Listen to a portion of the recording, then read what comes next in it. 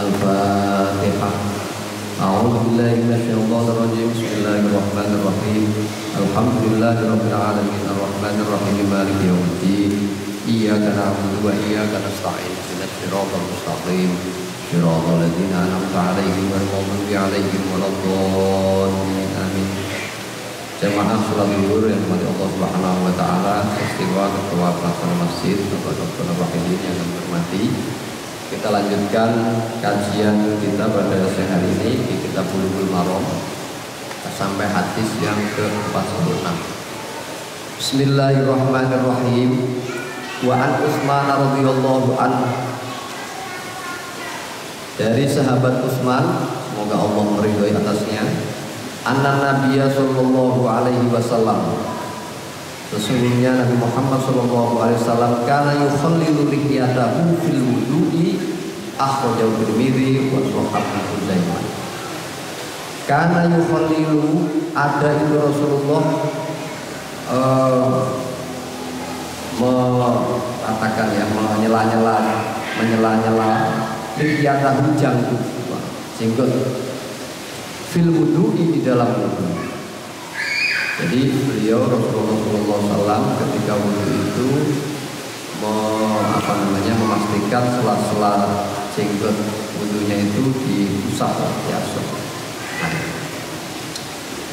Jadi yang punya jenggot ya, kalau yang punya jenggot ya apanya diasuh ya, nggak ada yang bersih kan ya.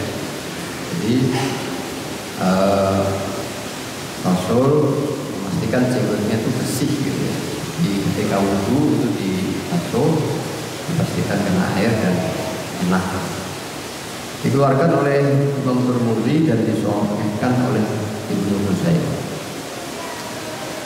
Hadis 47, wa an Abdullah bin Zaid qala, dari Abdullah bin Zaid berkata, inna Nabiyya sallallahu alaihi wasallam utiya bi thulutsai utin faja'ala yadluku dira'aihi. Inna Nabiyya, sesungguhnya Nabi Muhammad SAW itu utiya bi thulutsai utin, diberikan air 2/3 mud. 2/3 mud. 1 mud itu kurang lebih 0,6 liter, 6,6 liter. Jadi kalau 2/3 nya dari 0,6 liter. Faja'ala yadluku dira'aihi, maka Rasul mengambil air tersebut untuk di telapak basuh dua telapak tangannya. Akhrajahu Ahmadu wa Sahihah Huzaimah. Artinya 2/3 mud ini Rasul sudah bisa memulai untuk melakukan wudu. Ini menunjukkan bahwa memang kita juga harus hemat menggunakan air saat berwudu. Jadi tidak boleh boros. Nah, jadi ini juga sangat jelas ya, kita harus menggunakan hemat air. Dan bahkan di kita ini kalau lagi kepepet ya di tempat-tempat umum yang jauh dari tempat wudu, kita bisa memanfaatkan sebenarnya. Nah, dari sini ini air gelas itu bisa kita pakai untuk wudu yang hemat sekali kan. Di tengah keramaian atau di tengah acara-acara akbar, nah itu kita bisa menggunakan air gelas dengan disedotan itu. Disedot itu kita sudah bisa memenuhi wudu tanpa harus repot ya, terutama kalau biasanya kita kesulitan untuk sholat yang pendek waktu seperti maghrib. Dengan fasilitas sholat wudu yang terbatas, ribuan atau banyak ambil double, nah itu bisa kita manfaatkan. Wah, itu air gelas itu untuk berwudu, terutama yang pokok-pokok kita basuh cuci tangan, lalu muka kita basuh di muka, tangan, sama kepala dan kaki. Nah itu nggak nyampe 1/4 aqua itu sebetulnya, nggak sampai seperempat air gelas ya. Oke, itu cukup efektif ya. Efektif untuk dipakai terutama saat-saat pendek ya, waktunya. Jadi kita nggak perlu terjebak antrian panjang yang itu bisa menghilangkan waktu dengan sholat. Jadi itu kalau hitungan malah nggak nyampe berapa, nggak nyampe 2/3 mut gitu, air segitu, sedikit sekali. Hadis ke-48. Wa anhu, dan dari sahabat Abdullah radhiyallahu anhu, semoga Allah meridhai atasnya, annahu ro'an Nabi sallallahu alaihi wasallam, sesungguhnya sahabat Abdullah melihat Rasulullah ya'khudhu li'udunaihi ma'an ghairal ma'il ladzi akhadahu li ru'sihi. Yakni Nabi, sahabat Abdullah melihat mengambil air untuk membasuh kupingnya itu dari air ghairal ma'il ladzi akhadahu li ru'sihi, dari air yang bukan dipakai untuk basuh kepalanya. Jadi memakai sumber air atau air yang lain, tidak bekas dari yang dipakai untuk basuh kepala. Akhrajahul Baihaqi, dikeluarkan dari Imam Baihaqi. Jadi Rasulullah menggunakan air untuk basuh kedua kuping beliau dari air yang lain untuk basuh kepalanya. Wa huwa indal Muslim, dan menurut Imam Muslim, wa masaha bi ra'sihi bima'in ghairi qatlin yadayhi, dan membasuh kepalanya dengan air yang lain dari dua tangannya. Jadi wa huwa maqbul, dan ini terpelihara.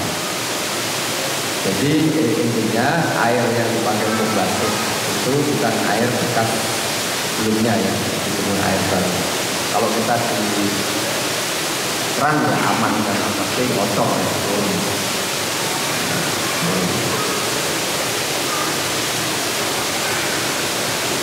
49. Wa an Abi Hurairah qala, dari sahabat Abu Hurairah, ini nama lengkapnya Abdurrahman bin Sokher, dan perawi hadis Abu Hurairah berkata, sami Rasulullah sallallahu alaihi wasallam yaqul, saya mendengar Rasulullah itu bersabda, inna ummati, sesungguhnya umatku nanti, yaktuna yaumal qiyamati, bakal tampak ya, hadir di dalam hari kiamat nanti, burron muhajjalin. Jadi nanti umatku itu akan datang di yang kiamat dalam kondisi yang burron itu bercahaya, ada pembeda dari rombongan yang lain. Jadi burron itu kayak kalau rombongan kuda, nah ditandai kepalanya yang putih sendiri, jadi ada mencorong, pembeda dengan rombongan yang lain. Muhajjalin yang bercahaya. Jadi nanti umatnya Nabi Muhammad itu dalam rombongan di yaumil qiyamah itu nanti tampak bercahaya, beda nih sama yang lain. Lainnya gelap, dia kelihatan sendiri. Sebab apa? Min atharil wudu, sebab dari asar ya, bekas atau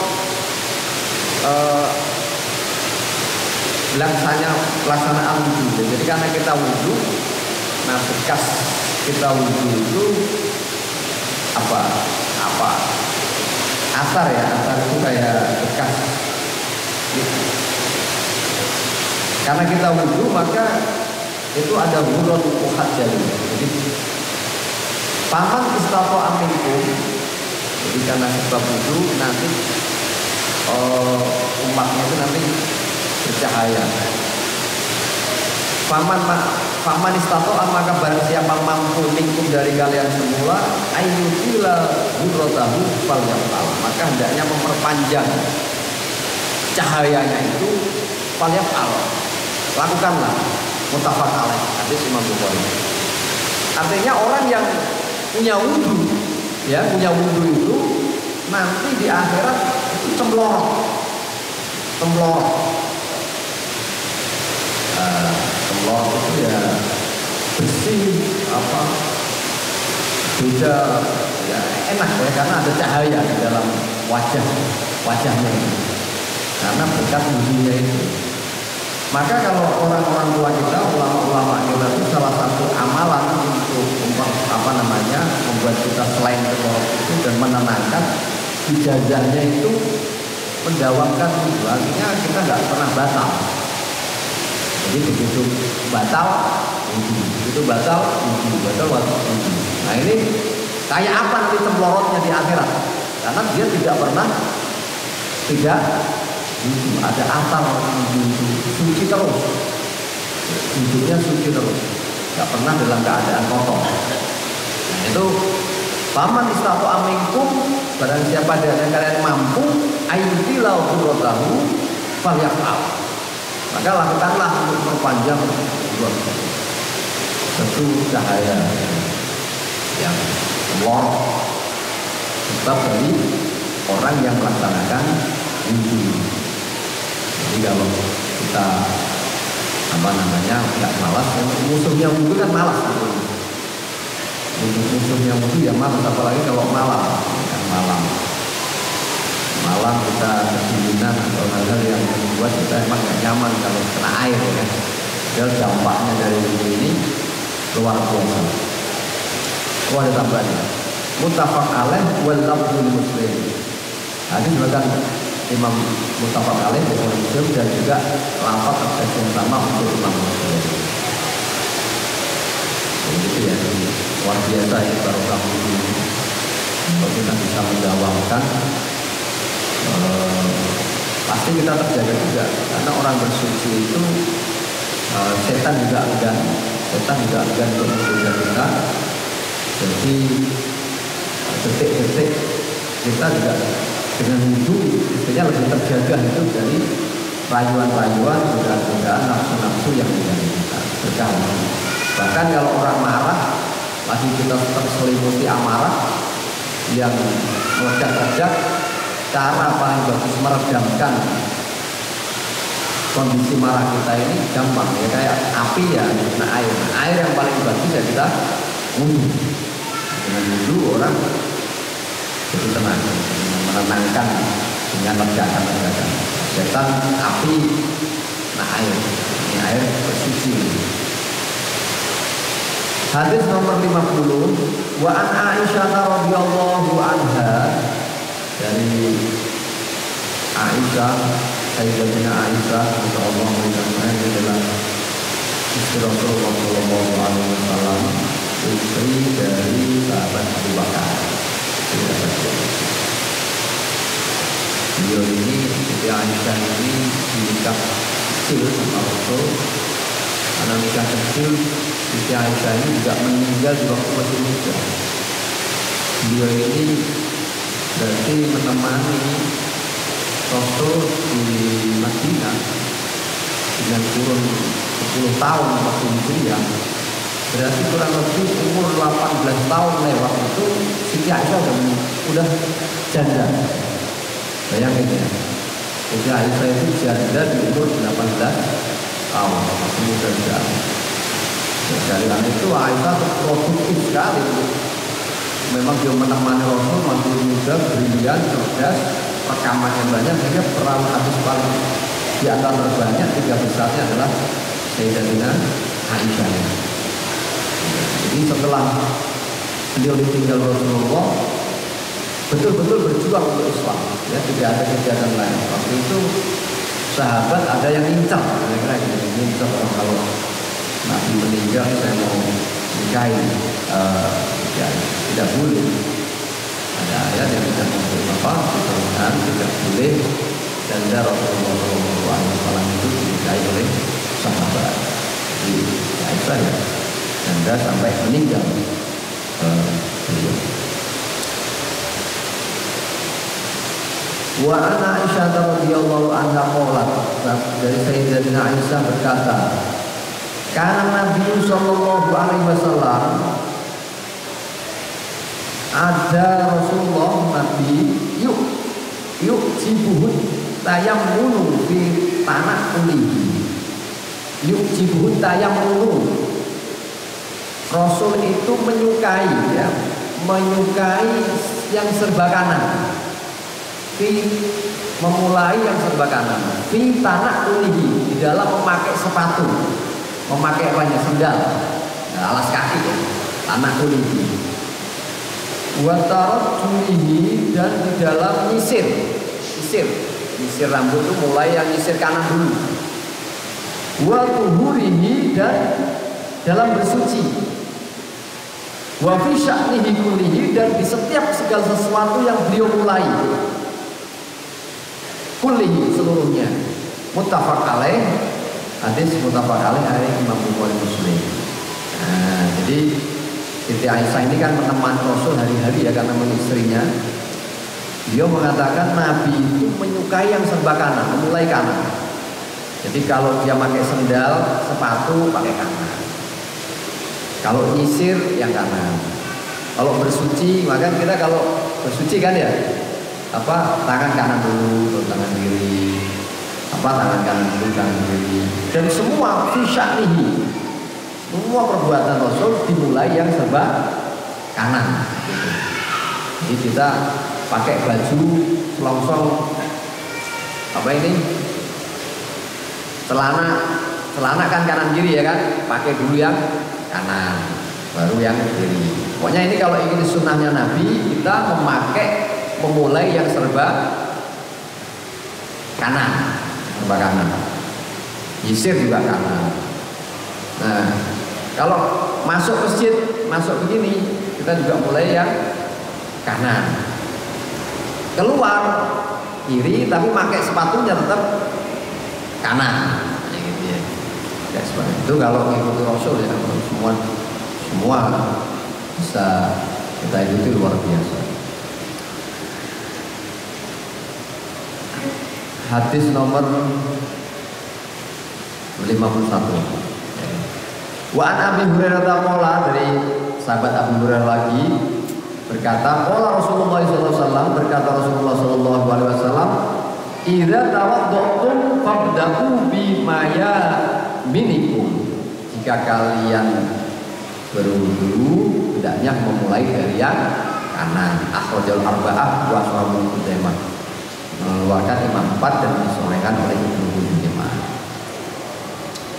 Jadi ini menunjukkan bahwa kita mulai yang kanan. Karena itu ya kajian kita pada hari ini. Kita akan lanjutkan pada hadis dari sahabat Anil Mughirah bin Syu'bah. Di pertemuan berikutnya kalau ada kesempatan, di lain waktu, tergantung Pak Nur Wahidin nanti. Terima kasih atas segala perhatiannya. Mohon maaf sekali lagi menjelang Fitri kami selama kaji ada hal-hal yang hilaf dan semuanya kami mohon doakan maaf yang sebesar-besarnya. Ihdinas siratal mustaqim, wallahu muwaffiq ila aqwamit thoriq. Assalamualaikum warahmatullahi wabarakatuh.